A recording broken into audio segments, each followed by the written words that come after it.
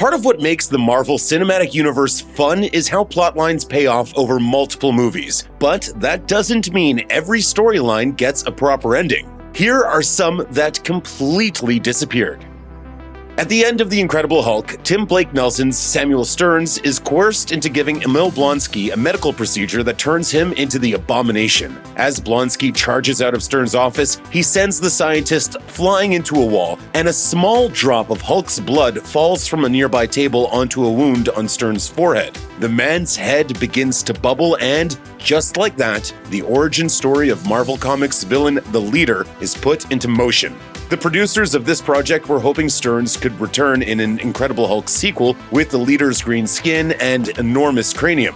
However, The Incredible Hulk didn't light the box office on fire, and there were also rights issues regarding further solo Hulk movies, leaving a reappearance by the Leader in limbo. More than a decade after The Incredible Hulk, other characters from the Marvel Cinematic Universe entry, such as General Thunderbolt Ross and even the Abomination, have come back to play a part in newer movies. But the origin story of the Leader has never been followed up on, and it doesn't appear to be something that'll get expanded on anytime soon.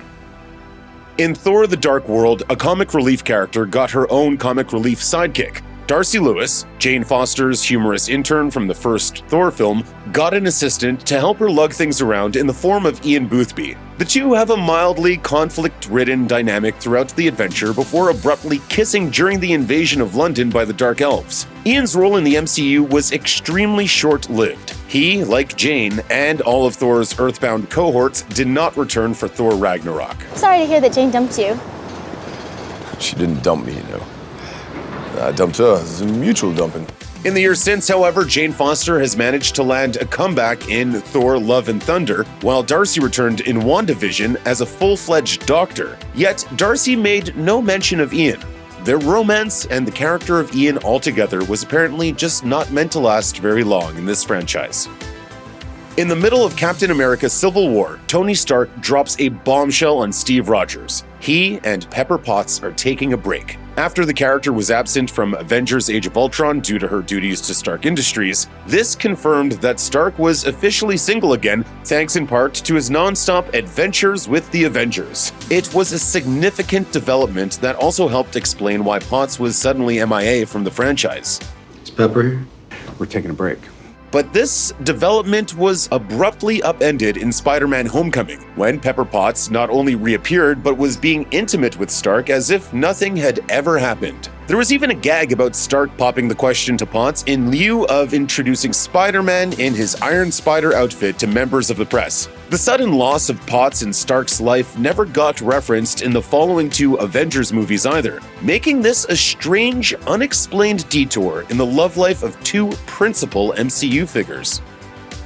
In the wake of the Avengers, Thor: The Dark World finds scientist Erik Selvig struggling to maintain a proper psychological state. Having had Loki control his mind for an extended period of time, Selvig is now fit to bouts of strange behavior like wandering around Stonehenge naked. He's even been locked up in a psych ward, which Darcy and Ian must break him out of to assist Thor in his quest to defeat the Dark Elves.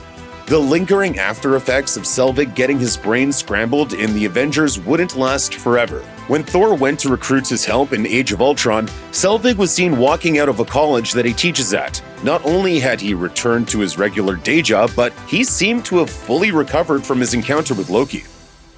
At the end of Iron Man 2, weapons manufacturer Justin Hammer is arrested by police officers. As this happens, he calls back to Pepper Potts that it isn't over. I'm gonna be seeing you again real soon. Perhaps that was originally the plan. MCU films don't just keep any villain alive and well, after all. Keeping Hammer alive and thirsting for vengeance had to be thought of as a way to set up future installments. However, for whatever reason, Hammer has not re-emerged in the MCU. Iron Man 3 had no place for Hammer, replacing him with Killian, while other movies starring Tony Stark, like Captain America: Civil War, also found no room for him. The most peculiar part of this is that Rockwell's profile has increased substantially since Iron Man 2 came out. Having won a Best Supporting Actor Academy Award and getting another Oscar nomination in the same category, one would think Marvel Studios would be scrambling to bring him back. Instead, Rockwell's entire presence in the franchise has been limited to Iron Man 2 and a tiny cameo in the short film All Hail the King. In The Incredible Hulk, viewers aren't just introduced to the Hulk. They also get a first glimpse of the franchise's version of the romance between Bruce Banner and Betty Ross. This is a relationship complicated by Banner watching out for his heart rate quickening out of fear of turning into the Hulk. This dynamic was established as a crucial part of Banner's life and was even used as a signifier that there may be more of Banner in the Hulk than there appeared. However, Betty has never resurfaced in the MCU despite her father, General Thunderbolt Ross, managing to re-emerge as a recurring presence in recent entries in the saga. The character hasn't even been referenced again, either by her father or by Banner. Instead, Banner took up a romance with Black Widow in Avengers Age of Ultron, which seemed to close the book on this initial love affair for the Hulk's alter ego. The only post-Incredible Hulk nod to the character in the MCU was through the initial codename of the Hulkbuster armor AI in Age of Ultron being Veronica, a nod towards the Archie Comics character of the same name who had a rivalry with a lady named Betty. Captain America the Winter Soldier ends with a genuinely interesting beat. After faking his death earlier in the film, one would expect Fury to just return to his regular day-to-day duties by the end of the feature. Instead, Fury makes the conscious choice to remain deceased to the general public. The viewer even gets a glimpse at his headstone in a Washington, D.C. cemetery. As Fury walks off-screen in The Winter Soldier, the possibilities for what he could be up to next are limitless. Strangely then, Age of Ultron brings things right back to the original status quo. While initially Fury is depicted as someone who's been off the grid for a while, he's eventually shown to be manning a helicarrier in his traditional leather garb to help Sokovian civilians get to safety. Rather than a shadowy individual believed to be dead by most, Fury is once again a public figure that everyone knows is alive and well. It's a strange move that undercuts the ending of The Winter Soldier and all the narrative possibilities that Fury remaining dead could have brought. In the initial Guardians of the Galaxy movie, Xandar is an important planet. It's where 4 of the 5 titular superheroes meet up, as well as home to the headquarters of the Nova Corps organization and the backdrop for Ronan the Accuser's massive final battle to execute his vengeance against the planet's occupants. Given all that, and the fact that it housed an Infinity Stone at the end of Guardians of the Galaxy, fans might expect such a location and its characters, including Nova Prime and Roman Day, to reappear throughout future MCU adventures, particularly cosmic-based ones. Instead, the planet hasn't reappeared at all in subsequent films. The Nova Corps gets name-dropped in Guardians of the Galaxy Volume 2, while Xandar also gets mentioned in Thor Ragnarok and Avengers Infinity War. That's the extent that this planet has factored into the franchise post-Guardians of the Galaxy, with even its destruction by Thanos happening entirely off-screen. Xandar started as a seemingly important place, but it's largely brushed aside in the mythology of the Marvel Cinematic Universe.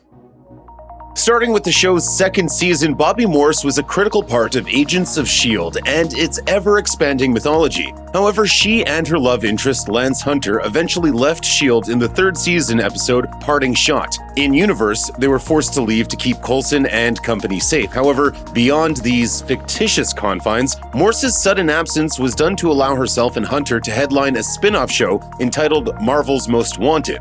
They're not coming back. They've been disavowed. What are you talking about? There were no good options.